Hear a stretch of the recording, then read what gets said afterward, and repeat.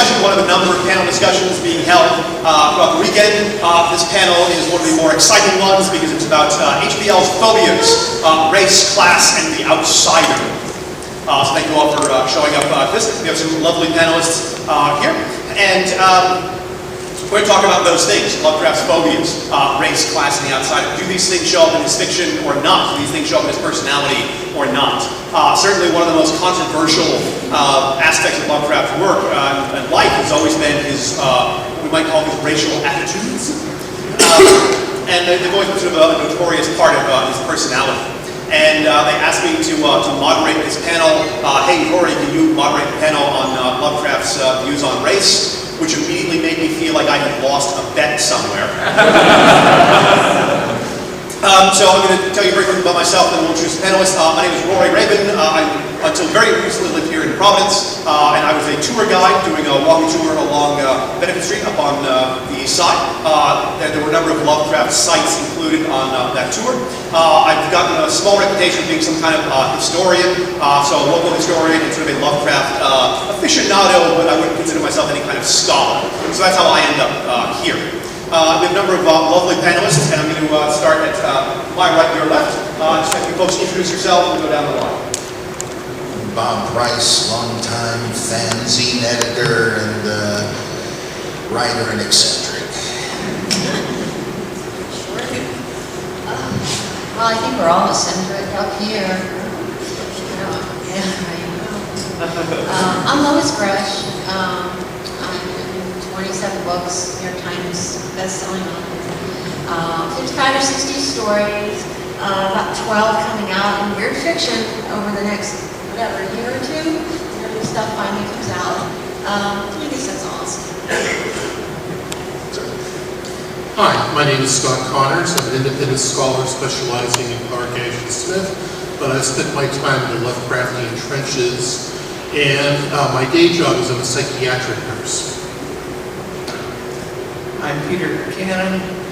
My day job is mystery thriller reviews editor at Publishers Weekly, but I also ensure that small press horror titles get covered in the magazine or online section. I used to handle the science fiction, fantasy, horror category. That's pretty much what absorbs my life besides my family. But in the past, I have been active in the Lovecraft world and I've written critical essays. I've written fiction that makes fun of Lovecraft. And I sort of feel myself being more a fan than an active participant at this stage, but I'm nonetheless very happy to be here and acting as some sort of Lovecraft authority. I was hoping you would all talk longer, but that's okay. I first discovered Lovecraft when I was about 15 years old, and I started reading Lovecraft, and at age 15, I didn't get Lovecraft at all. And I came back to it about a year or so later and tried again, and for some reason this time it really clicked. Because you're 15 or 16, you read these stories about horrible gods from beyond time and space, and forbidden books and tentacles, and it's all really great. So that's sort of how I ended up discovering him, because I saw this game called The Call of Cthulhu, a role-playing game. So that's sort of my gateway into Lovecraft. And how did you folks first come across Lovecraft, and what was your intro to Lovecraft? How did you discover him?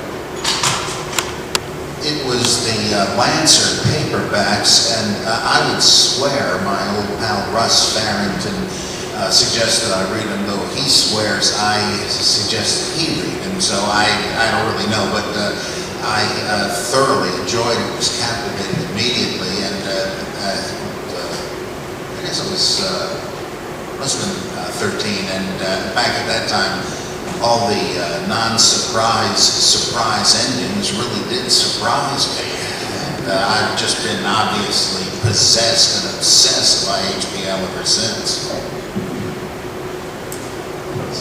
Maybe I'm a little different, I don't know.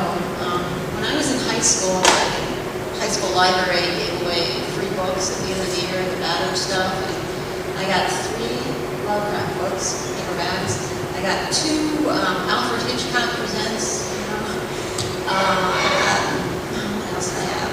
I don't know. I also read Robert E. Howard back then. I was really into Conan comics, like super into Conan comics during that time. And I think it was about 16 when I really got into Lovecraft. I just discovered Lovecraft through Lynn Carter's anthology, The Spawn of Cthulhu, which contained The Whisper in Darkness.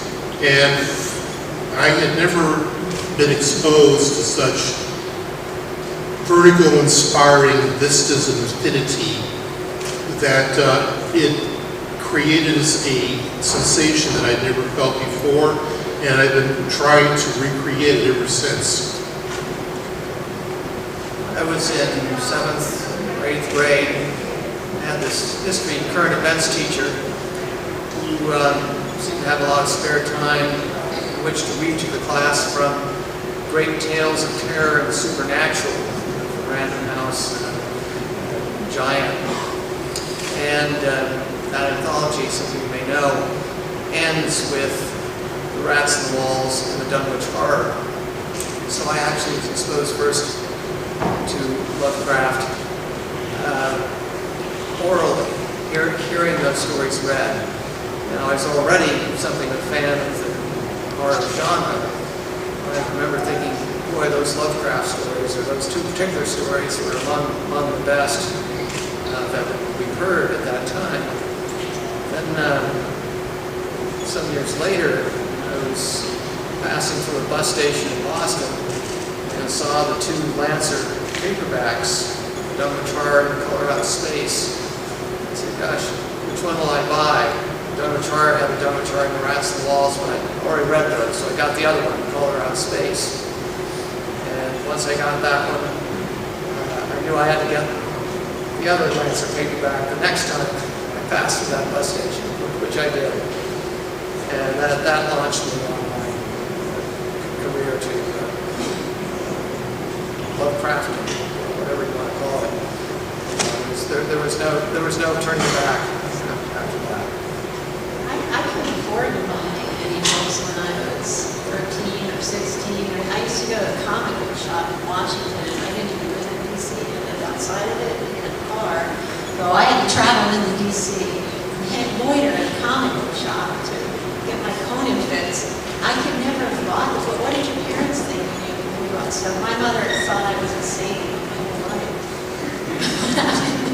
Well, they were indulgent, and I think those Lancer paperbacks were only like 50 cents. And this is 1969. This was a long time ago. No, my parents encouraged me. I asked for Great Tales of Terror and Supernatural for Christmas one year, and they got it for me. My mother's always maintained that I'm not her child. I switched the babies in the hospital. She would never have allowed this sort of thing in the house. That's nice.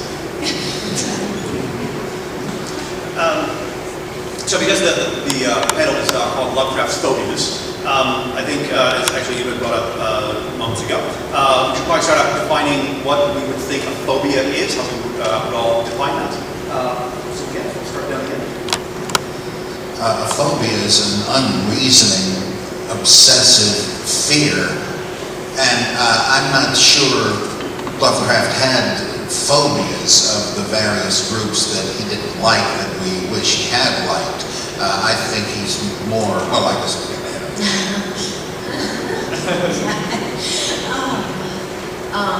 Yeah, I don't know that I could say he had phobias either, but that's jumping into the question.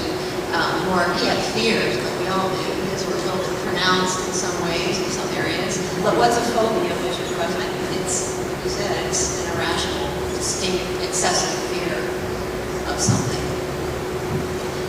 I define phobia as the transference of a generalized anxiety to a specific object or group of people, so that the fear becomes associated with them. Oftentimes, people who are afraid of cats or Agoraphobes don't want to go outside. It's not so much that they're really scared of cats or the sky, as that they dissociate the fear that they've experienced at some point in their life with the cat or with the open spaces or the outside in general.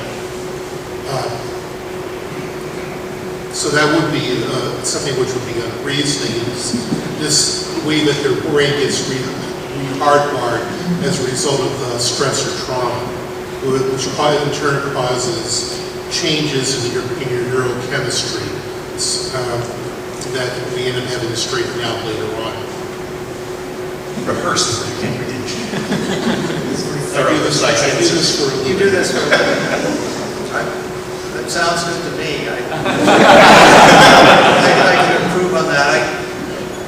But I would agree that maybe phobia is a little strong a word to apply to Lovecraft. But I think he certainly suffered a number of emotional traumas growing up. And this, of course, had some impact on the kind of person he became and on his writing. As Steve Joshi was saying in your earlier panel about Lovecraft's life, the incredible thing really is how Lovecraft managed to rise above those traumas or phobias, and that he was able to use them in a positive, creative way in his own writing. I suppose we sooner or later have to address the whole issue of his racial prejudices and how that affected his writing. A point I want to make is you also have to put that in the context of his time. And my belief is that one reason we're still reading Lovecraft today is that his work hasn't been dated. And while you can point to certain stories and say there's certain racist elements there, they don't predominate. I think there's a lot of work from the 1920s, 30s, among sort of mainstream literary writers that have dated because of racial stereotypes. And Lovecraft, in a way, avoided this issue because, of course, he didn't write about people so much, and his main characters tend to be rather like himself, and sort of inclusive scholars from a upper middle class white background. So yes, the racism is there, and I think compared to a lot of his contemporaries, it's a relatively minor component. At least for me, it doesn't detract from enjoyment of the stories. Whether we call them phobias or not, I think we would agree that Lovecraft had certain hang-ups, I guess, to put it lightly, to put it mildly. I would classify them as phobias myself, and I don't have any kind of political background. Just, my definition, I would consider these to be phobias that he had that manifested in various ways. And to follow up on something that you sort of finished up there with, a lot of times when you talk to people about Lovecraft, they say, well, it's really, there are some racist attitudes there that he expressed that are really kind of off-putting, and oftentimes people will say, well, look, he was no worse than anybody else at the time. That's that time and that place. Anybody back then would have had similar kind of attitudes. And I'm curious as to how true does that ring to folks. I myself think that gets him so far that I agree that many people back then had some attitudes that we would consider racist. But Lovecraft, I tend to find over the line in some of his attitudes. They're extreme even for back then. There's a horribly racist poem that he wrote which kind of gives me the willies, and it's about the creation of Negroes, to use a politer term that he was using. And toward the end of the poem, he had some line, something like, so bestial a figure. And if you think about Lovecraft, you know that he's a real Anglophile, so he probably pronounced figure the British way, which would be figure. And if you think of him pronouncing it the British way, then you have no problem thinking of what he uses that to rhyme that with in the next line. He's no worse than anybody else back then, people often say, but I kind of say, but yeah, a lot of other people weren't writing racist poetry about it. But that's just me. To what extent do you think that rings true? Do you think this is largely a product of his time and his place, or something else, or what do you think? Can I jump the line on this one? Absolutely. Okay, he wrote that poem at the age of 22. It was never published in his lifetime. It was found among his papers after his death. Now, I don't know about anybody else here, but I wrote some stuff when I was 22 or younger that I would be very embarrassed to see come up nowadays. The fact of the matter is, regarding Lovecraft's racism, if we dealt with only the accounts of what people wrote about him, we'd never know about it. We only know about his views because he wrote them in his letters, and we've found his letters, generally speaking, to be some of the most interesting portions of his creative work. And unfortunately, he sometimes went on about things that he probably shouldn't have in polite company.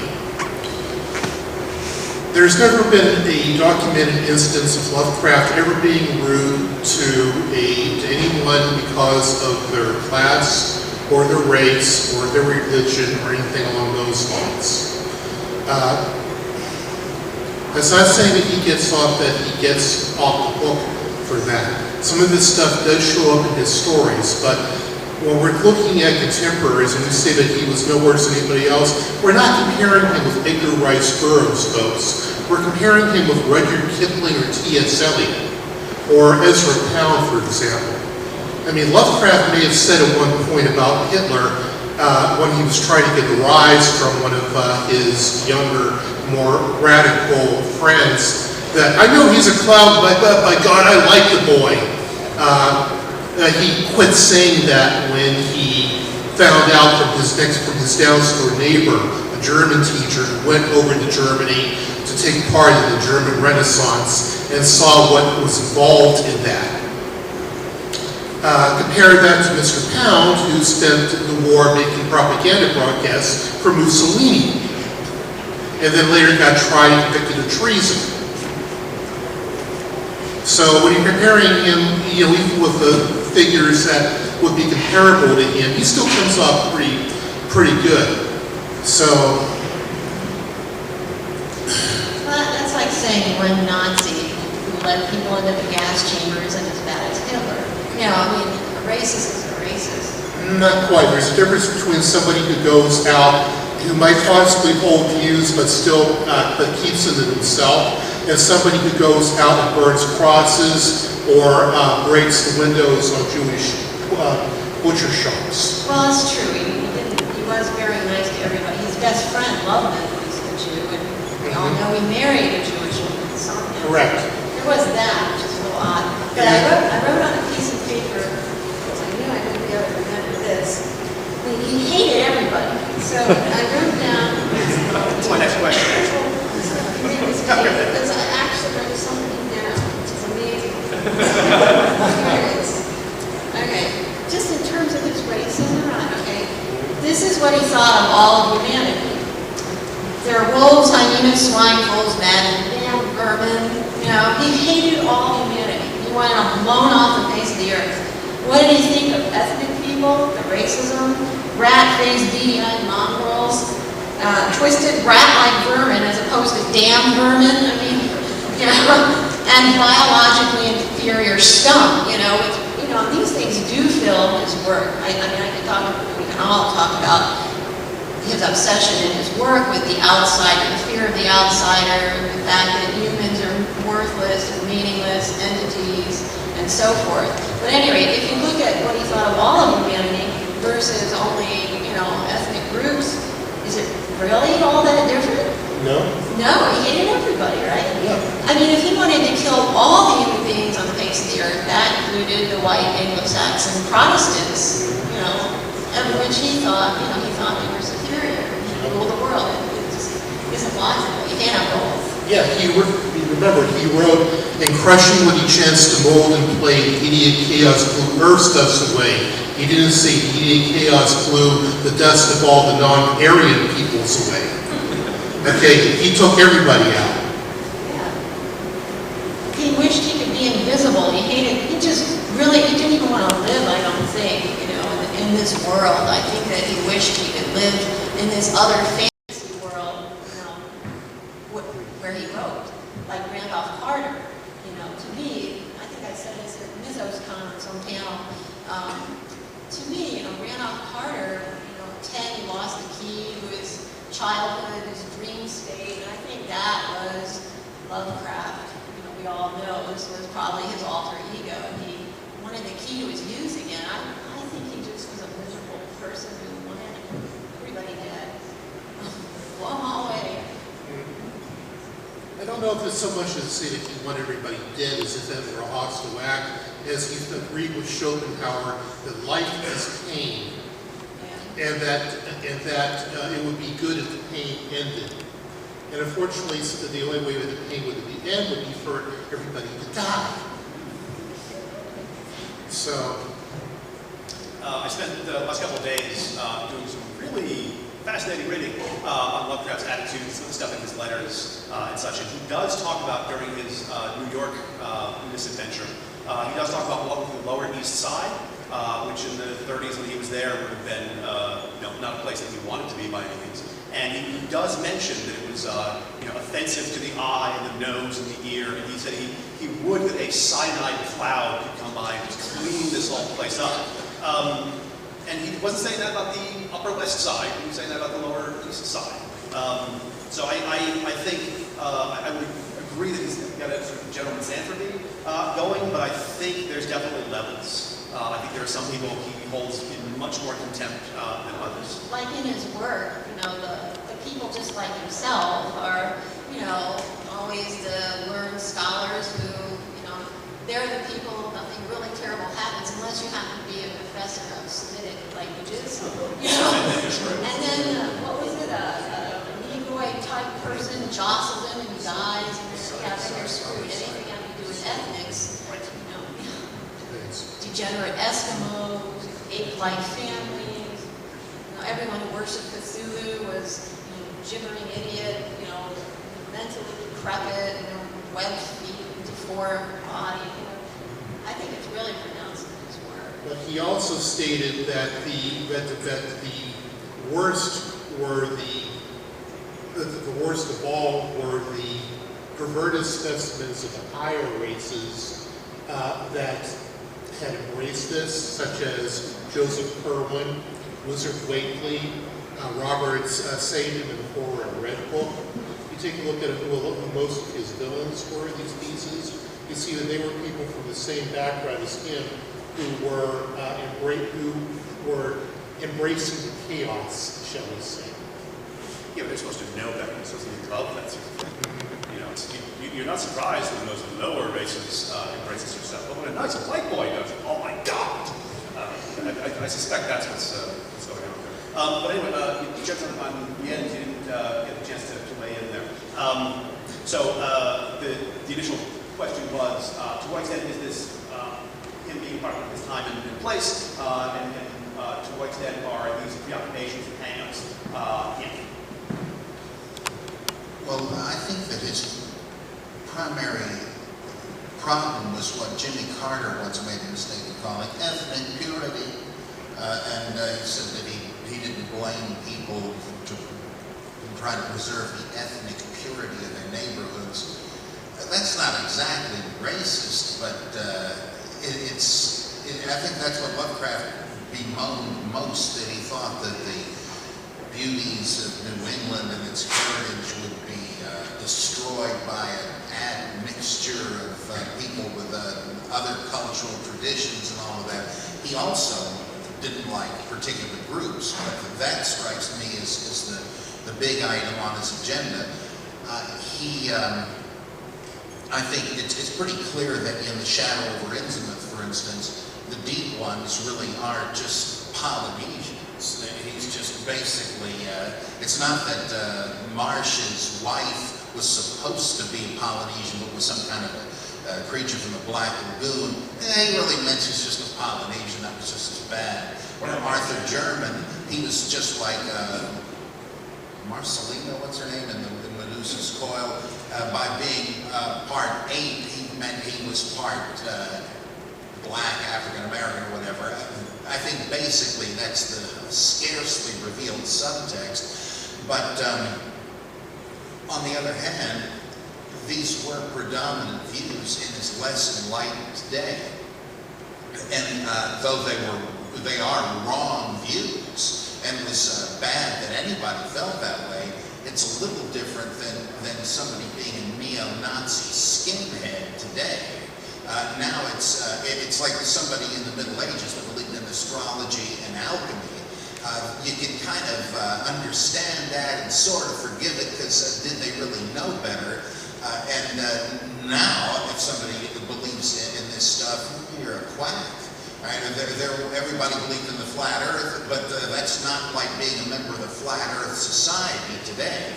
And so I draw that distinction. These views, racist views, are disgusting no matter who holds them and when, but there's, in terms of being degrees, it's not quite like it would be if you were writing today and was seething with these rages and hatreds. Well, on the other hand, there are a lot of rages and hatreds based on ethnicity all over the world today. At least. So. You know, a lot of people say you're a racist for even saying that. They'd be wrong. But, no, not at all. I know you're not. I think religion and ethnicity causes a lot of wars in the world. Yeah. And it's wrong.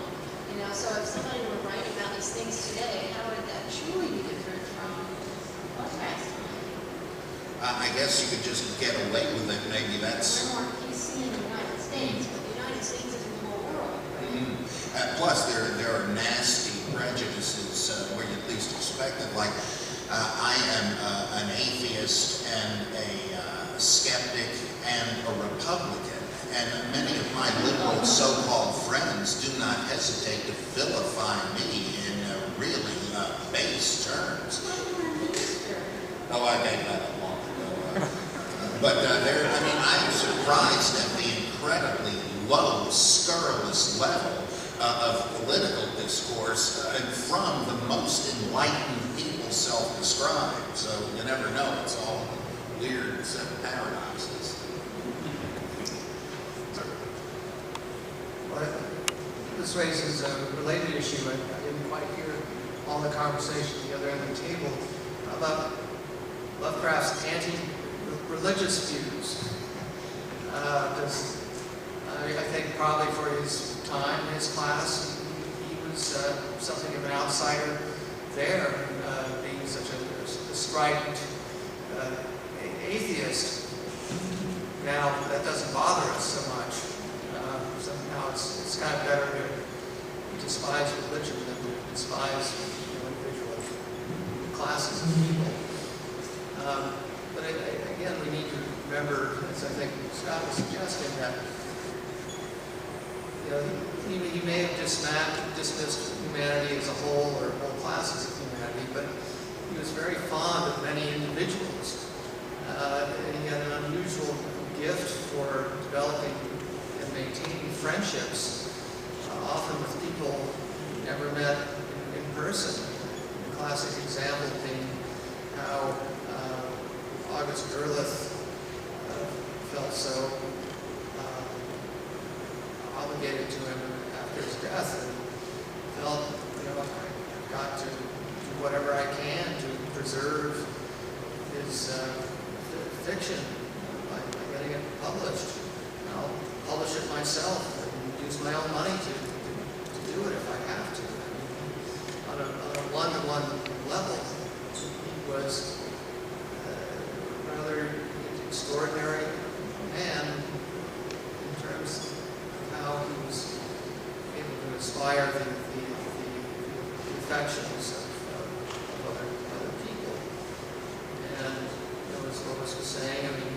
his friends were Jews, and he knew they were Jews, and his wife was Jewish.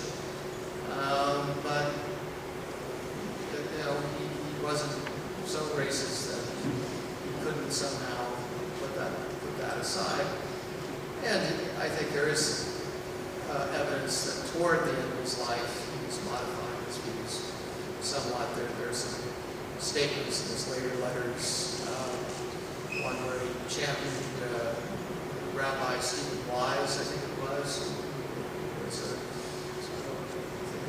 political figure of the day, and he fairly left-wing in his views, which raises the issue of Lovecraft's politics, how he evolved from a traditional Republican to basically a Democrat New Dealer who saw the need in the Depression for the government to do something about the poverty and misery caused by the Depression.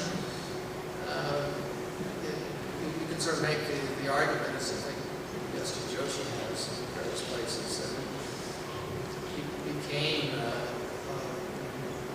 much more humane person as he aged, and he also developed from being a relatively reclusive youth into someone who was quite gregarious, if only in his correspondence. But then again, he traveled extensively in the last 10 years of his life, and his travels often took him to visit his friends who were all over the eastern half of the country. And after his death, not just the left, but many others that he knew, they preserved his letters. Many of them wrote memoirs about him. One reason he survives today is because of the favorable impression he made on so many people that he came in touch with over the course of a relatively short life.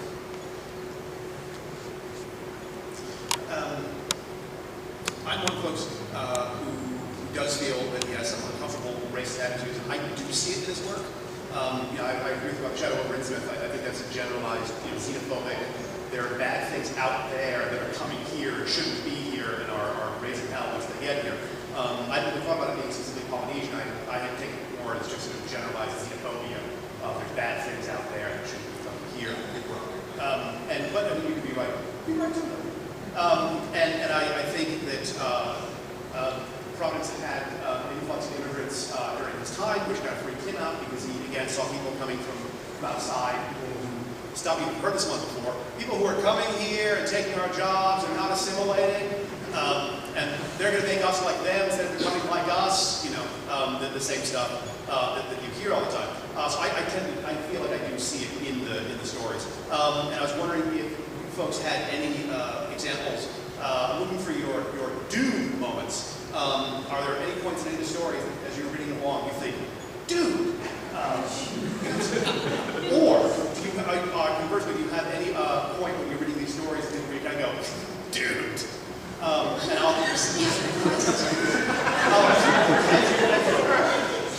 as you read along in the stories, do you see glimmers of his attitudes coming through that you think, oh my God, what a horrible thing to say or to be thinking? Or do you at any point see an attitude coming through that you just find ridiculous? I'll give you my example. Mine is the latter, dude. It's in The Rats in the Walls. And at the end of The Rats in the Walls, our narrator is degenerating, and there's this ramble that goes on. And I'll preface this by saying my grandparents were from Belfast, Northern Ireland, which means Lovecraft would not have liked me. I would not have been really white enough, because I would have been one of those mongrel bog trotters.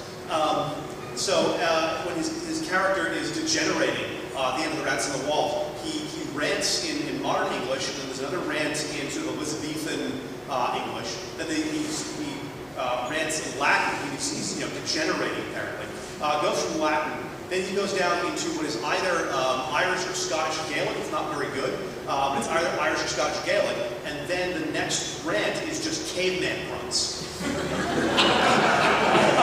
So the people who speak Irish or Scottish Gaelic are one stumble up from cavemen. And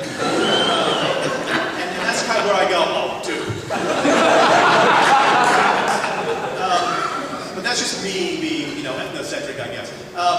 So that's sort of my dude moment. And do any of you have a moment that always sort of leaps out to you? Where you go, oh my God, really? Well, I suppose the climax of Medusa's toil with a horrifying revelation that the woman was half black or whatever he said, a negress or something. It's just so utterly ludicrous. It's hard to take it seriously enough and be outdone about it. But I find that with this kind of ridiculously false rhetoric, I find it difficult to be offended because it's just so ludicrous. I guess I should also be offended, but it's just so out there, it's hard to take seriously. I think that stuff just blends in with some of the over-the-top material in general, like the Yith, the Mido, surgically extract fungi, from Yoga, from Pluto, surgically extracting human brains, and they're floating around in outer space and the hemispheres. I mean, if you can stomach that, or the Yith, sitting around in libraries or whatever, studying us, and we're just not even worth studying really. If you can stomach all this sort of thing, or Edward Derby and his lovely wife and father-in-law, they're like liquefying into each other. For me, it's all kind of over the top, hilarious, great stuff. A wide assortment of very early original science fiction. So it's the first of its kind, which was why I loved it so much. It was dark, it was existential, and it had really cool, weird scientific thoughts in it. And so I could easily overlook. I never had one of those moments where seriously about, just the racial stuff. I was like, oh, this is over the top. There's a whole thing on it.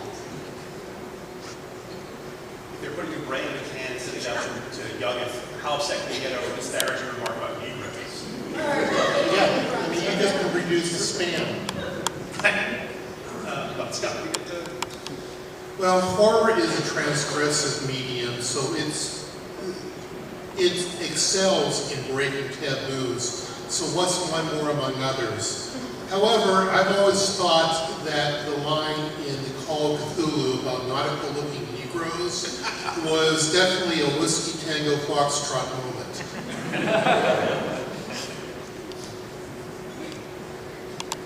Well, I'd like to put in, I guess, a more positive example. I think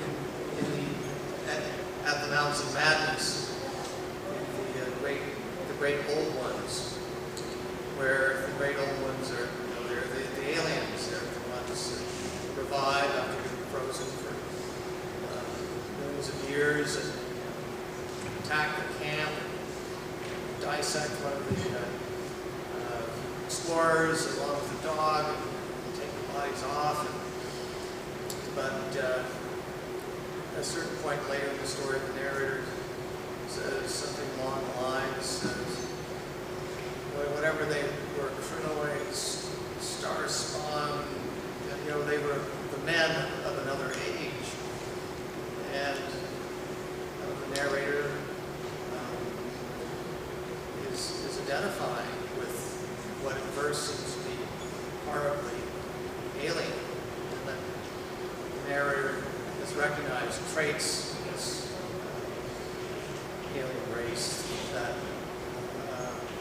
are common to humanity, the best of humanity, the quest for knowledge, science for its own sake. There's something, say, sort of positive and noble in that.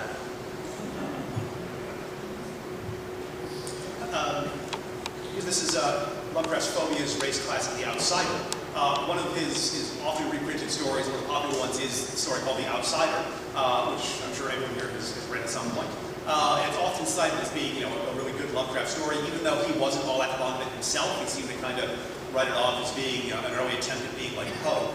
But this idea of the outsider does kind of follow Lovecraft. He thought of himself very much as an outsider. He didn't think he belonged to this world. I think, kind of, as you were saying, he had this sort of, he kind of lived in his own head along his own little private sort of world.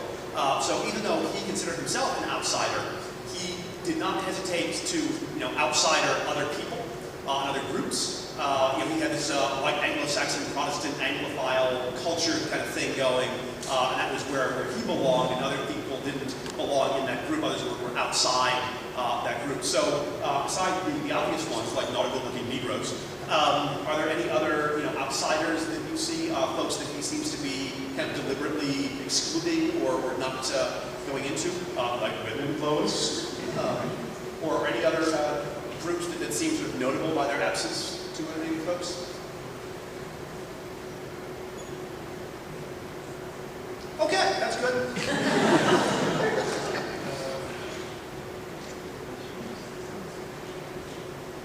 Okay, still good. Let me see. Now, many of the responses that he was kind of reacting to, at least in his own mind, are, I think, things that we kind of still see today. Like I said, at the time, Providence had a number of immigrants coming in. He would go on these sort of long nighttime rambles and kind of avoid immigrant neighborhoods. So he was, I think, concerned with the fact that Providence was changing in a way. It wasn't the way it was back when he grew up. And he was a little bit freaked out about that. And some of those questions about the changing face of the world as he saw it are still stuff that we've got today. There's still a huge debate over immigration and all that sort of stuff. And I don't want to drag politics into it, but it did take about 9 minutes for Hitler to come up earlier. So on the internet, so it was a lot doesn't apply. But that's true. That's true. But it will be when this gets uploaded. Any thoughts on where Lovecraft would be today in those sort of debates about immigration and the changing face of America? Are we talking about taking Lovecraft from 1937 and putting him in today, or somehow that he was living the same lifespan as Joseph Curwen, so that he got to experience everything between 1937 and today? However you want to take it. I think that if he had gone through, that if he managed to live through World War II, he would have had the same reaction towards some of the things that he'd said about the Jews that Henry Ford did when he was confronted with footage of the Holocaust. I think that as he saw the civil rights movement going in light of that, I think that he would have probably ended up changing his views quite a bit. He kept getting more inclusive and widening his views as he got older. A lot of people tend to start constricting their world. His was expanding. I think that Lovecraft bemoaned but accurately predicted what a lot of progressive intellectuals and so on celebrate today, the besieging of Western rationalistic, ethnocentric civilization by what he perceived as, sometimes rightly, the jihadists and so on, as the various other nations without the same traditions and so forth, so that, to use some of the jargon, that he agreed or anticipated what some people speak of as the logocentric, ethnocentric hegemony of the West falling before the onslaught of the hordes of other nations, to go from Leotard and people like that to Lovecraft. And again, he bemoaned it, but I think he very accurately described what others celebrate, and was very prophetic in that. I tried to get some of that across in a story of mine called The Third Oath of Dagon, which has to do with political correctness at Miskatonic University. One other thing about the outsider, I did an article years ago called Homosexual Panic in the Outsider, where I said that I don't think Lovecraft had this in mind, but writers and how they came to the realization that they were gay and were horrified by it because of what they had always been told about it and how they came to terms with it and so on. It's an astonishing parallel where he really does seem to understand what the inner struggles of one of these groups that he certainly didn't sympathize with. It was, I mean, almost despite himself, he could sort of get into that frame of mind. Perhaps he did feel that way in his own outside and in other ways. And one last little note, Peter and I collaborated on a story years ago called, a sequel to The Call of Cthulhu called Nautical Looking Negroes. So,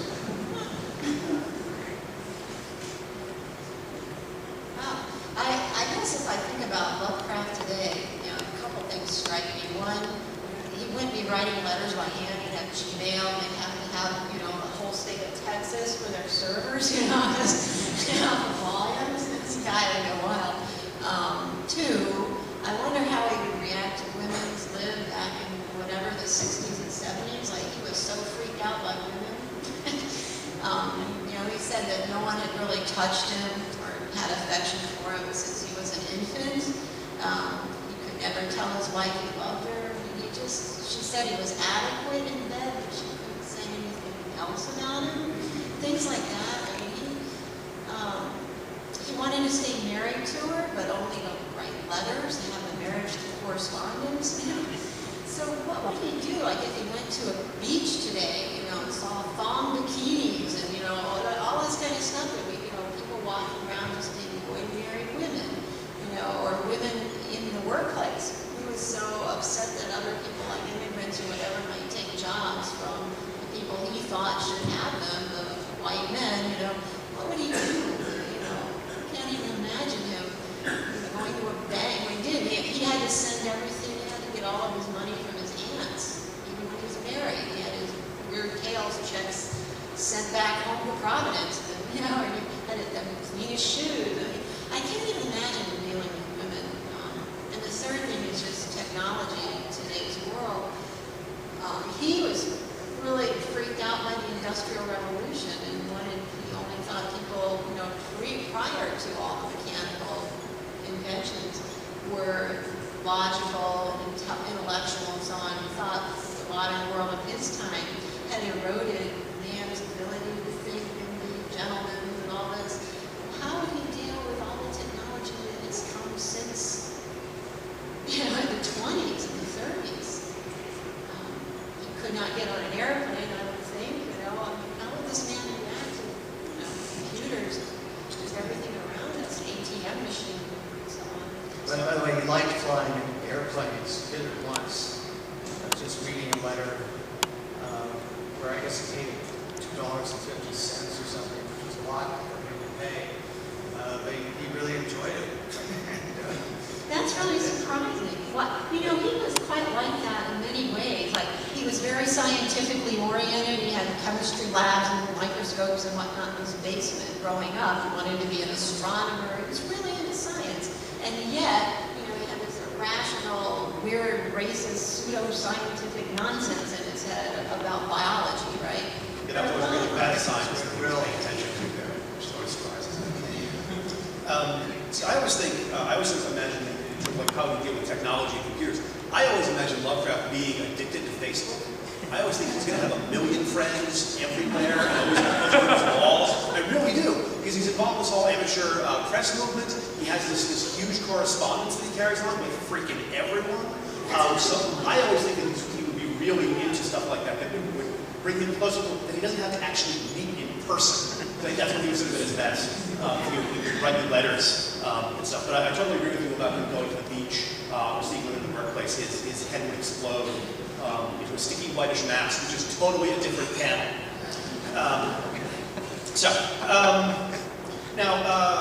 So can we forgive him for some of his more troubling attitudes? Is he kind of like the crazy racist uncle who just sort of go, yeah, okay, but you're okay? Can we do this? Should we do this?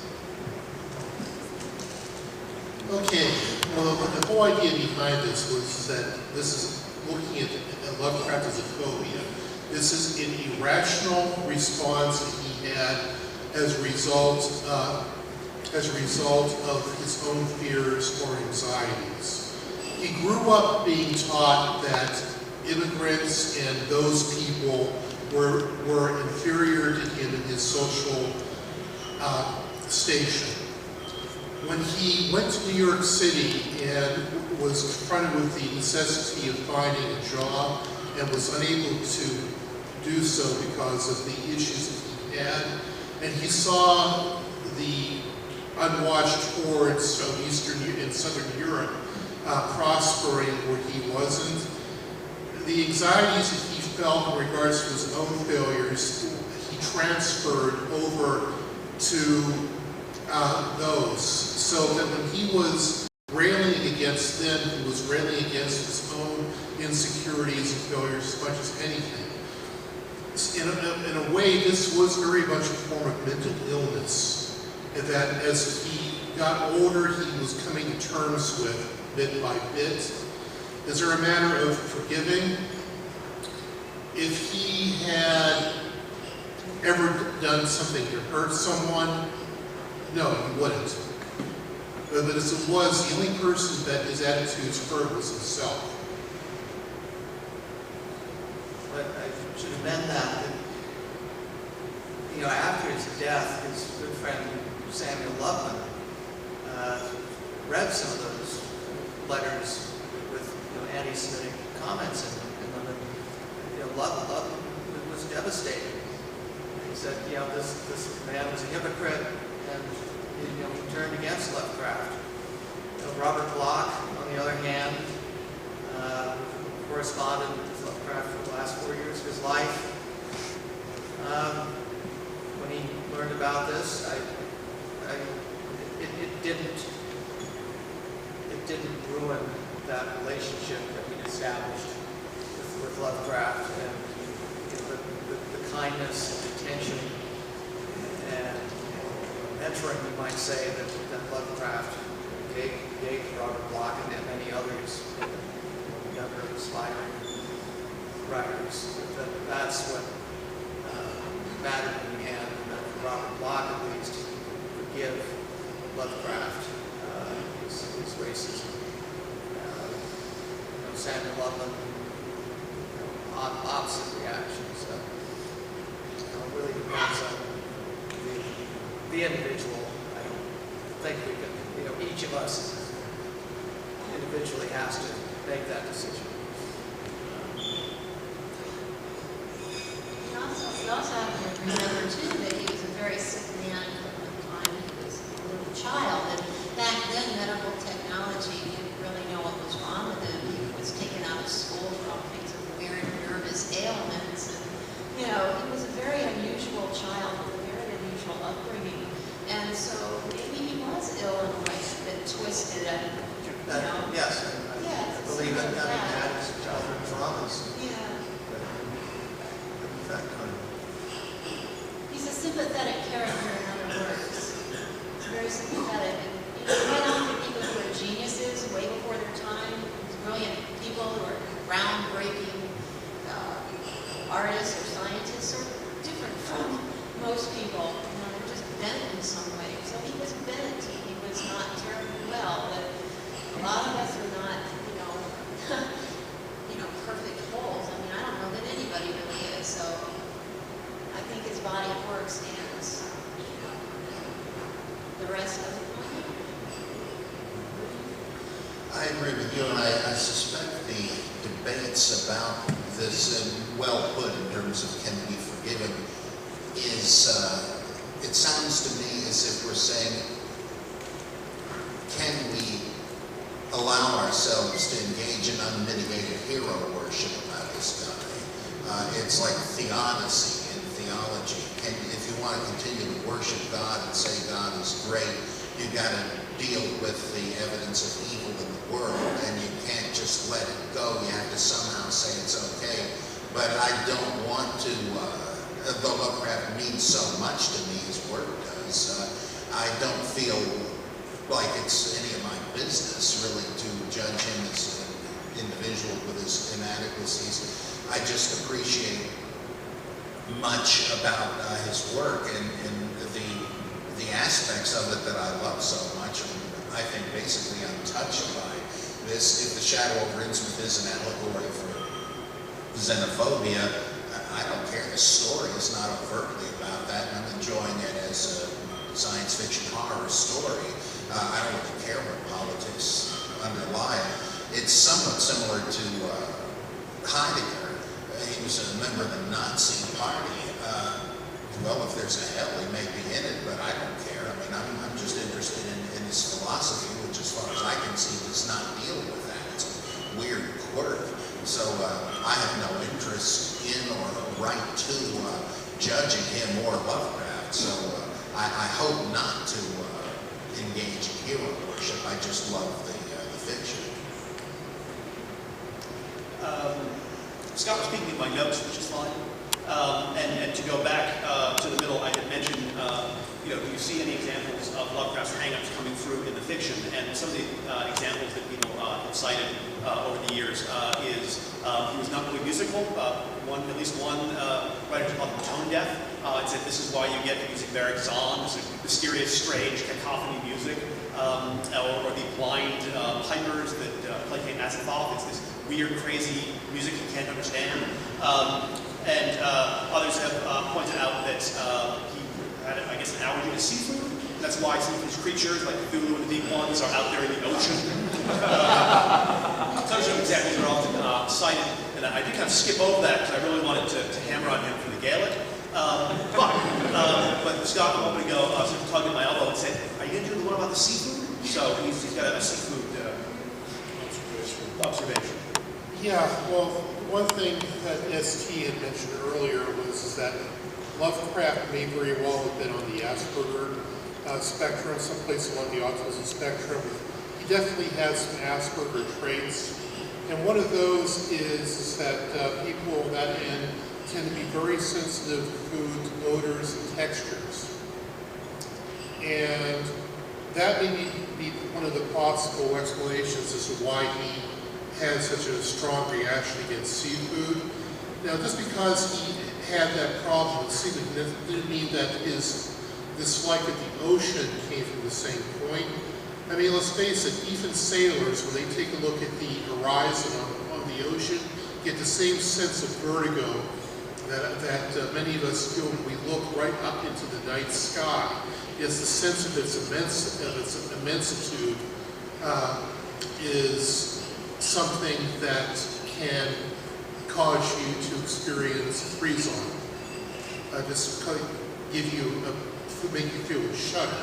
It's something which is just so huge. When I first got into this, everybody was talking about how Lovecraft was weird because he was afraid of cold and afraid of the ocean and didn't like seafood and stuff like that, as if these were all quirks. But none of those really can rise up to that level, as far as I can see. Any quick wrap-up words from folks before I turn it over to questions from the audience, everyone's favorite part? I'll say one little thing about the fish. I read somewhere that the typist Muriel Eddy was her name. She typed a lot of his work. She lived in Providence. She had a cat. Lovecraft came over to visit, and her cat came out. She fed the cat. She opened a can of salmon for the cat, and Lovecraft totally freaked out. And this wasn't, he wasn't near it so that he was eating it and having an allergic reaction. He was that disgusted by the seafood that just a whiff of the cat food, he shuddered, he visibly shuddered across the room. Well, two things I'd say on that. One, have you ever opened a can of cat food recently? It doesn't really smell that great. It doesn't have to be salmon, though, it can be any cat food, right? Yeah, and the other thing, I tend to take most of what the Yetis said in their 50,000 variations of the theme. I knew H.P. Lovecraft and he didn't. I tend to take them a little bit with a grain of salt as reliable witnesses. They've kind of been caught making up stuff as they go along on occasion. Well, yeah, in the same little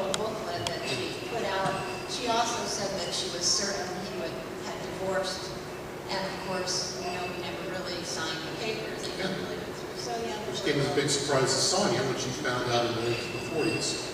She had to be married. She had to be married. Yeah. She got around. She had a prior marriage too, and a child. Lovecraft was number 2. Yeah, Lovecraft was her second husband. She got around. Bob? I guess not, I'm always interested in questions. Well, yeah, I want to sound a positive note. How about on the other end of the spectrum, these obsessions that we don't have a problem with, like this love of cats, ice cream, colonial architecture, and ancient Rome, and there's a whole array of sort of obsession, maybe too strong a word, maybe more enthusiasms that were peculiar to him, but also shared by many other people that we would consider healthy, but put at least as much energy into positive, his positive interests, concerns, the history of weird fiction,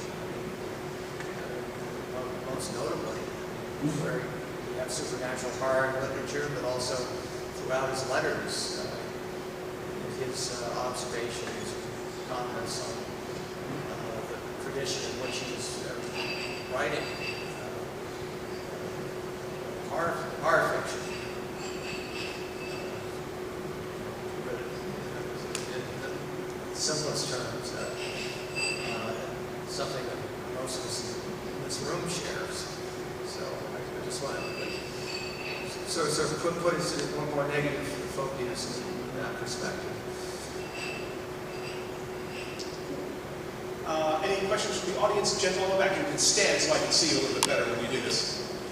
Hi. Hello. I'm not so Jordan, I don't know whoever the best answer. You mentioned a few instances of homophobia, and most of my advice, can you talk to any more specific or cite any more examples in his letters or anywhere about other homophobic awesome comments or things like that? The only thing I came across in the last couple of days of reading is you talk about Oscar Wilde and how he really liked Oscar Wilde, and he was a great artist, but he was morally repugnant, is what he said. That was actually one of the things that I was sort of interested in looking for was, that's clearly a category of outsider, I would say.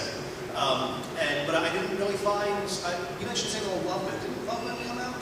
Or, Yep. Yep. But Lovecraft is alive. But you have to also remember that when his heterosexual male friends told him about there are many exploits with women, he was morally repulsed by that as well. He thought all sexual orientations were totally disgusting, so I don't know that he differentiated. And as far as what he knew about Loveman, as far as I can tell, never particularly was in the closet. I mean, he didn't advertise it, but within his world, it was pretty well known. Just as like it was known about Hart Crane, and Lovecraft knew and liked Hart Crane. And let's not forget that Bobby Barlow had already figured out what his orientation was when he was with Lovecraft. So basically, Lovecraft's literary executor was a gay man. So it really was sort of Loveman dare not speak his name, just didn't come up with it. I mean, there's been we don't really know what Lovecraft's orientation was. You could probably make a good case that Lovecraft himself was a closeted gay man. I personally think that his sexuality was so minimal that he just didn't really care. But it's like he pays your money and he makes your choice. Stripes. Okay. Oh, he has notes. You have notes. Well, some of them, yes. Lovecraft really had a family history of mental illness. And there's, as a teenager, he suffered this nervous collapse, quote unquote, and had to be taken out of school. Does any he have any sort of idea of what that nervous collapse actually was? I mean, was he depressed, was he anxious, was he schizophrenia, like, what was going on there? They think that, ST was talking with me about this a while back, and generally we think that when Lovecraft realized that he did not have the mathematical aptitude to pursue a career in astronomy, that caused him to fall into a deep depression. He'd already suffered a depressive episode after the death of his grandfather when he actually contemplated suicide. And he had a couple other episodes of prolonged depression later on in his life. So that was probably what it was. Certainly the stories that we hear about him during this time period, when he was walking the streets of Providence with his coat collars turned up and wasn't paying a whole lot of attention to his grooming or anything like that, would suggest major depressive disorder.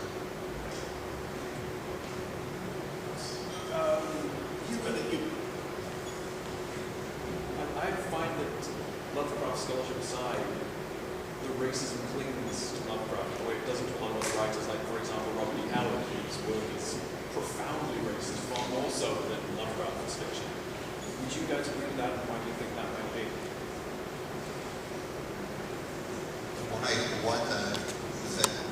Say again that it clings to Lovecraft's work in a way it doesn't. I feel like sort of in these, people who don't know Lovecraft that well will still say, oh, but he was such a big racist, right? People will talk about, oh, I loved his work, oh, he was kind of racist. Whereas with, say, Robert E. Howard, people will talk about Robert E. Howard, they'll talk about Conan, they'll talk about all his various works, and they don't bring up the fact that he was so much more racist in his work than Lovecraft was. Can you folks hear the questions? Should I repeat what the fellow's asking? Please repeat. He's asking why why racism clings to Lovecraft so thoroughly, where it doesn't cling to other writers like Robert E. Howard, who are arguably more racist. I'm not familiar enough with Howard to have any real serious input on that. But anybody here have? I don't know if this is any kind of an answer, but it's easy for me to think of a clear, important example in Howard in the Solomon Kane stories, where he's almost an apprentice to, I think it's Malanga or something, a black African witch doctor who tries to explain what little he can to Kane, the Puritan, of the forces of elder lore and all that. It's like, I might as well call him grasshopper, like in the old, it's obvious that Kane, with his Western religion, Howard considers more superstitious and primitive than this African medicine man who really knows what's going on. I don't know, that's certainly not enough to overbalance the outrageous remarks about all these other groups, Mexicans, blacks, and so forth, but I don't know, I guess that looms larger to me, but typical. No, it could be that more people have read Lovecraft now. How many people here have copies of all the Robert E. Howard books? I don't know. Okay, how many people raise their hand? Like, how many have Lovecraft books? Everybody, right? So That is a Lovecraft. Lovecraft is very, very prominent. For Howard, it's more now comic books and the movies. Well, maybe because they eliminate racism. Exactly. And there are Conan spin-offs now done by other writers, and there's nothing going on in there that would be, not cool in today's environment. So maybe people aren't aware that That could be. racist. Howard did not make a whole lot of racist statements in his letters the way Lovecraft did. Considering that he was a white male growing up in rural Texas, he comes off pretty good by comparison. It may be a matter of lowered expectations. We expect Lovecraft as a New England Yankee aristocrat and a supporter of the New Deal and everything to be more enlightened, whereas we expect, well, what do you expect of a redneck from Texas with Howard? But Howard's, I have to say that Howard's attitudes towards race are probably the best described as complicated. You can't really put him down as somebody who's slamming any particular race. He wrote a series of stories about a black boxer. I can't remember his name right now. Right, Ace Jessel, which were very sympathetic towards him. On the other hand, he also wrote Black Canaan, which can best be described as the genre that it can be best described as is the white Southerner fear of servile insurrection. And then even in that, it's not so much a matter of that they hate the blacks as they're scared of them. So. Well, I think the obvious point is that Lovecraft wrote many, many letters in which he expressed his racial views at length. And as far as I know, Howard did not, in his surviving correspondence, go into the subject in the same way. So I think that is one explanation for why Lovecraft has this racist taint. If he hadn't been a letter writer, or they'd all been destroyed, I don't think we'd be having this conversation. Because it's not that obtrusive in its thinking. On the aisle, third row, and then there, in 1 second. Yeah, I actually have two questions, but I guess the first question is, given his documented anti-Semitism when he ended up in a relationship with Mary from Sonia, how did he rationalize his marriage or love? And did the marriage maybe change his views about, Jews? Well, actually, he ended up getting divorced, maybe it made it worse. And the second question was, when I was Googling information for the conference, I stumbled upon a blog post by an African-American, science fiction writer, and he talked about the documented racism and anti-Semitism in Lovecraft's letters, and I had a whiskey tango foxtrot moment when he said he named. Is it true that he named his pet, his dog or cat, Yes. after the N-word? Yes, he did. And that, to me, it seemed like there's a lot of bigots, but That was actually fairly common back then. oh, that was common. Yeah, I Yeah. didn't know that was like above and beyond. Yeah, the first question was, if he is generally seen as being an anti-Semite, why did he marry a Jewish woman? And did that perhaps soften his anti-Semitic views, whatever those views he may have had? And then the second question was, one I was thinking about earlier, was about the name of his childhood cat, which, I didn't want to get into that. Again, I think most of us know what his childhood cat was called, and it's not a word that one says in home life company or even in London. Any thoughts on anti-Semitism and marriage to Sonia and how that may have changed his views? Or He did say, I think we all know, he did say that now you're, Mrs. H.P. Lovecraft, now she was, in his mind, somehow elevated to this, ancient British royalty he thought he might have, which he didn't have at all, probably. And he saw her in a different light, I think. Somehow she was no longer Jew to him. I believe that was what he said. When we think of anti-Semitism nowadays, we can't help but think of what the National Socialists did in Germany with that concept.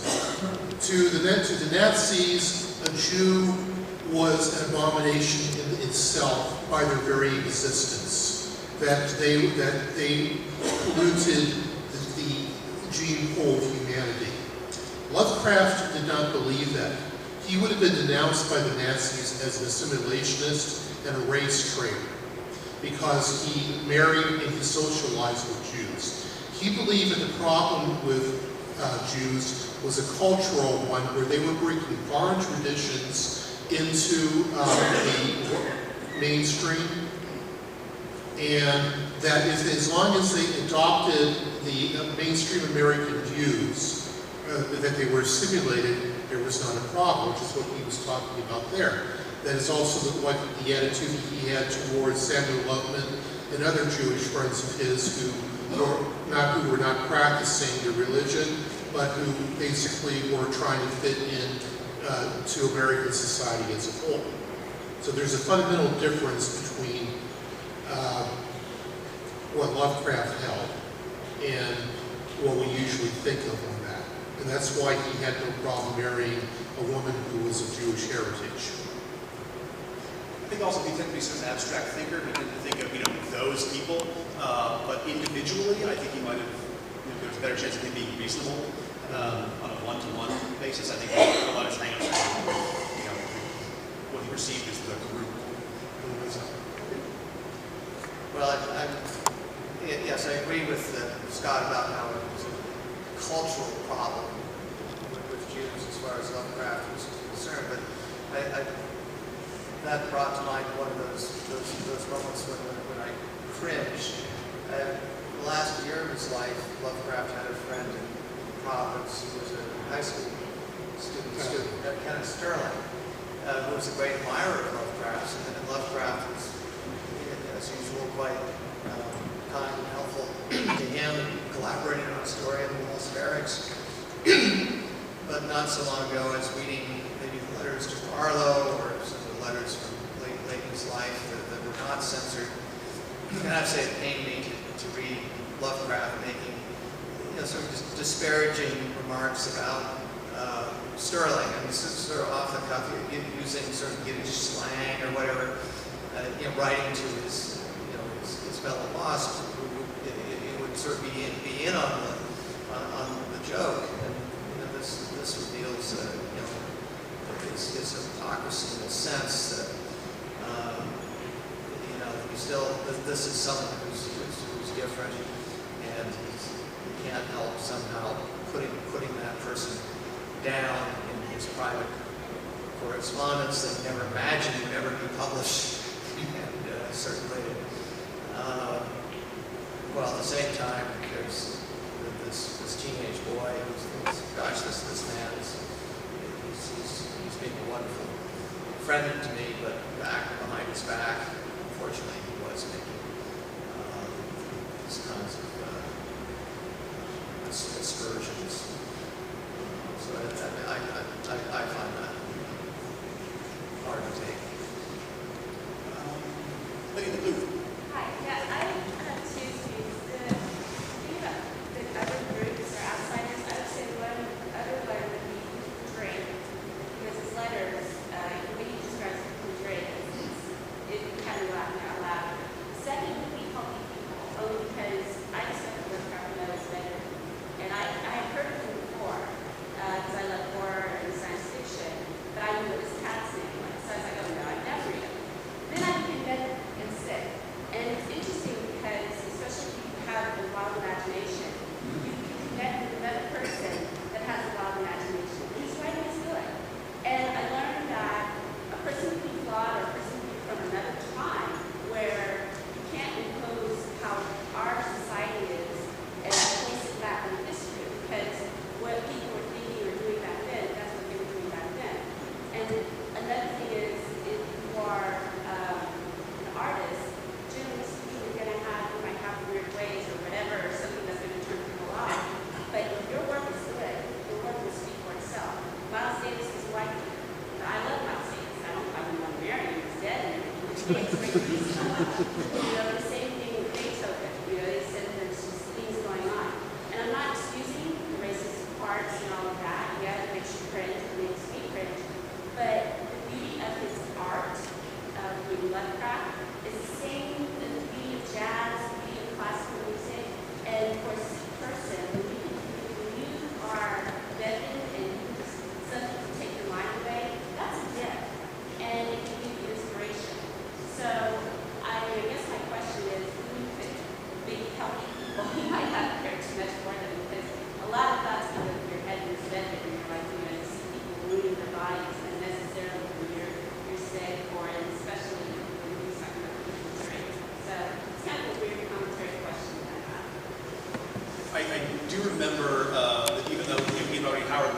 books, I seem to recall Lovecraft kind of rolling his eyes at, two-gun Bob, as he always called it, running and boxing and swimming and doing all this physical stuff. And he thought that was sort of, slow down, read a book. He was sort of put off by that. Any thoughts on that? Other outsiders in Lovecraft's work being drinkers, who he kind of looked down upon, and the physical fitness folks, because they were completely outsiders to him.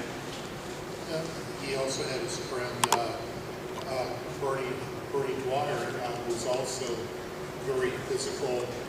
I think he made something like that. By the same token, Lovecraft himself regretted that he himself was not more well-rounded, that he never learned to horseback ride or serve in the military or defense or any of this other stuff or any other physical activities. That was something that he came to recognize as a failing on his own part. But maybe he just felt that moderation in everything. Except for his walking. He was when you bring up his exercise, his physical effort. He walked miles and miles, often when the weather was good. And maybe that's what helped him survive as long as he did. There's also the fact that after being married, she stuffed him with a lot of good food. I guess she was a pretty good cook, and he gained how much, 40 or 50 pounds?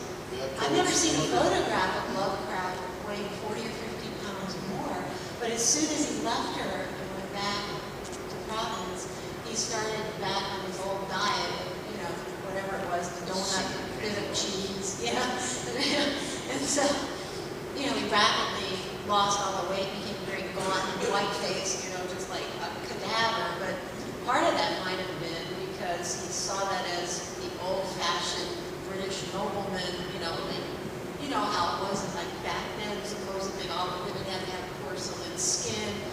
No one had any color. If you were a real aristocrat, you were like bleached or something, right? So maybe it was part of that.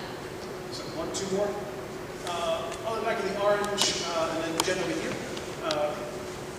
You're our last two. So.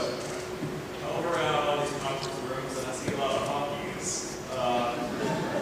Is this a Providence thing, or is Lovecraft always been certain parts of the population? So when they asked me to be the moderator for this panel, because like I said, I lost a bet apparently.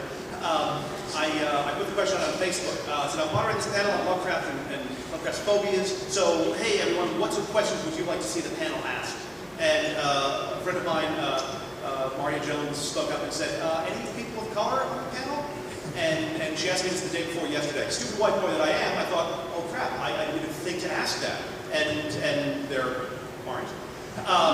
And I ran around trying to find somebody, yesterday, because that's when I thought of this. And I emailed Niels Hobbs, the organizer here, and said, if I can find somebody qualified, can I bring them in? He said, yes, absolutely. You can find somebody, bring them in. It is kind of a problem that there's no person of color on the panel for that perspective.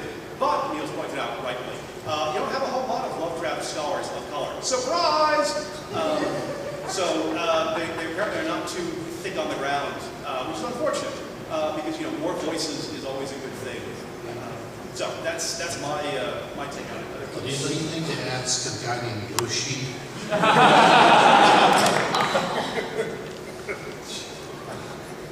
He'll be on every panel. But I will We're say, going to have to close you. I will say that there are many more women here than there would have been at a comparable gathering 10, 20 years ago. Because I don't know a sense of your experience, but when I first got into this, I thought of Lovecraft as being almost exclusively male domain, and I think in recent years, as popularity has grown, that at least on the gender level, I think he's making progress.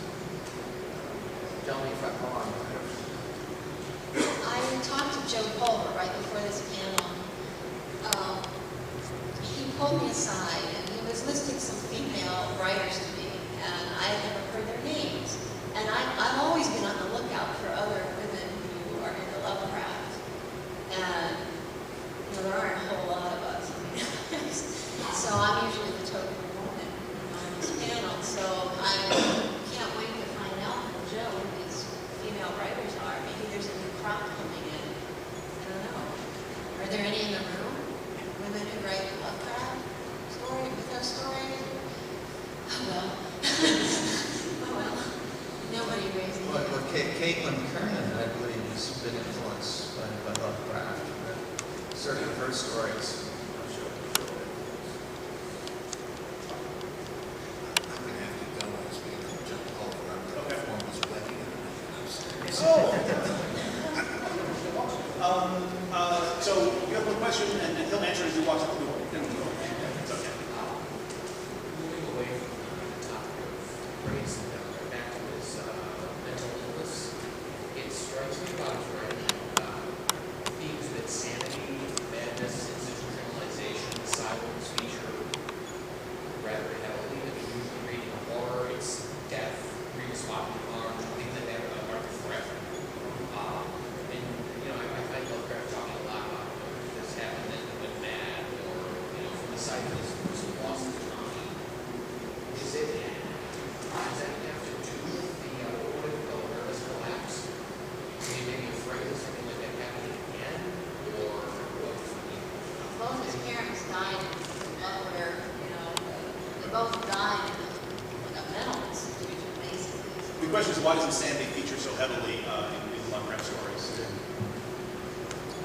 That was the exact topic that I had suggested for a panel, but they didn't pick up on that. Well, his father died. I think he had syphilis or something. He went mad, psychotic, I think, from syphilis, and died in a mental institution. Lovecraft was a kid, and his mother got really depressed, totally weirded out. And saw that over years, and she eventually died in the same hospital. I've always thought maybe that was his obsession, maybe it was insanity, to go mad. He wasn't even afraid. I wouldn't be afraid. What were your parents? All of that? And we're over time at this point, so I hate to cut this short. We're going to have to, not cutting it short, cutting it long. Thank you all very much for coming out. And